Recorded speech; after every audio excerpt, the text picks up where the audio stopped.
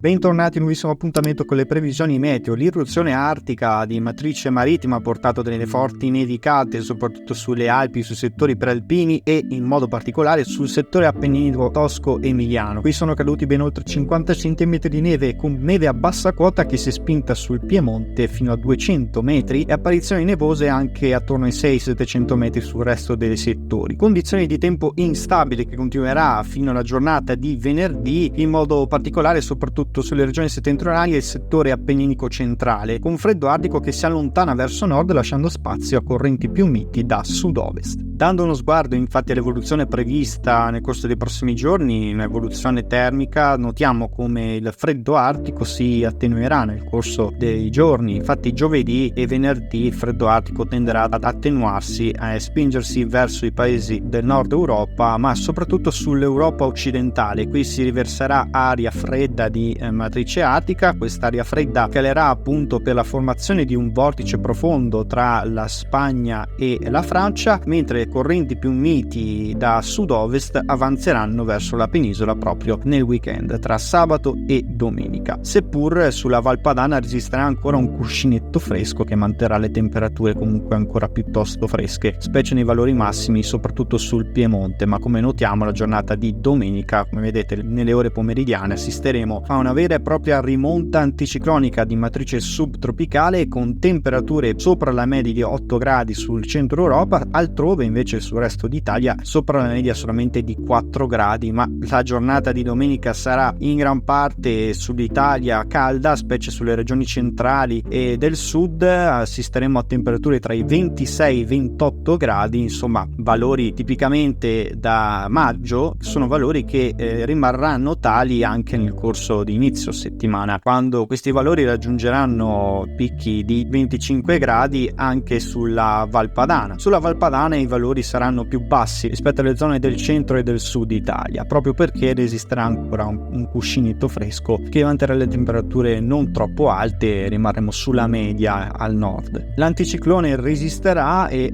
porterà tanta stabilità fino alla giornata di martedì. Analizzando infatti più nel dettaglio l'evoluzione, possiamo notare come la giornata di giovedì sarà ancora prettamente instabile solamente sui settori del nord-ovest. Sull'arco alpino avremo qualche piovasco sparso, qualche nevicata attorno ai 1200 metri, avremo qualche rovescio sulle zone interne del centro, sull'Appennino dove la quota neve sarà attorno ai 1400 metri. Comunque la giornata di giovedì non vedrà nulla di che, avremo un tempo nel complesso stabile su gran parte comunque del territorio. Sarà proprio venerdì la giornata un po' più instabile, proprio perché scorrerà dell'aria molto più umida a causa della formazione di questo vortice a fianco proprio della Spagna, che provocherà una risalita di correnti più umide e miti che, in contrasto con il fresco che è ancora accumulato al suolo, potrà dare origine a forti temporali con grandine associata a piccola dimensione soprattutto al nord-ovest e sui settori prealpini ed alpini, ma anche ovviamente sul settore appenninico. Queste condizioni di estrema variabilità con instabilità sparsa condizioneranno il centro e il nord Italia fino alla giornata di venerdì pomeriggio sera, quando poi le precipitazioni tenderanno ad attenuarsi. Poi seguirà la rimonta dell'anticiclone, come vedete da sabato, che da sud correnti meridionali riusciranno a rialzare le temperature da partire dalle regioni meridionali, ma con l'incognita di questa perturbazione che troviamo proprio tra la Spagna e la Francia, che ne abbiamo parlato prima. Questa perturbazione invierà correnti molto umide, e queste correnti molto umide che riusciranno in parte a valicare l'Italia, soprattutto il nord-ovest. Avremo il transito di molta nuvolosità anche sulla Sardegna, sulle regioni tirreniche, possibilità solo comunque di piovaschi passeggeri, non vi sarà alcun rischio di temporale. Infatti questa è una tendenza che appare confermata da tutti i centri di calcolo. Questa perturbazione perturbazione di forte intensità agirebbe solo sulla Francia e la Spagna senza portare conseguenze sulla penisola, infatti proprio perché rinforzerà notevolmente il campo anticiclonico, come vediamo situato sull'Europa centro-orientale, che rinforzerà così anche sull'Italia e sull'Europa centrale, portando tempo di conseguenza stabile, netto rialzo delle temperature, valori che torneranno in media se non leggermente sopra la media sul nord Italia, altrove invece rimarranno sopra la media stagionale. Questo fino ovviamente alla giornata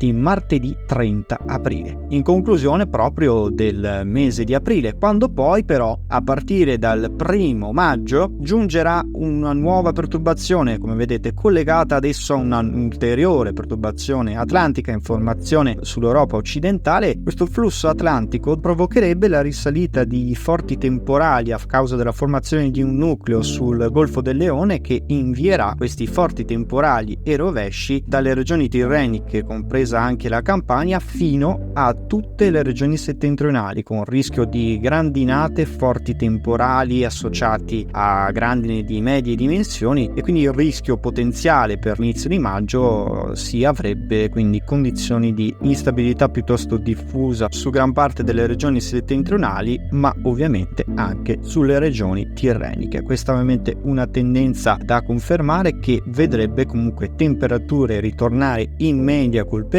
proprio sui settori dell'Italia centro-occidentale. Quindi Italia è spaccata in due, contraddistinta da valori sopra la media solamente al centro-sud, con la Sicilia compresa, e leggermente sopra la media anche al nord-est, mentre il centro Europa rimarrebbe sempre con condizioni di caldo anomalo. Rimanete come sempre aggiornati per non perdere i prossimi contenuti.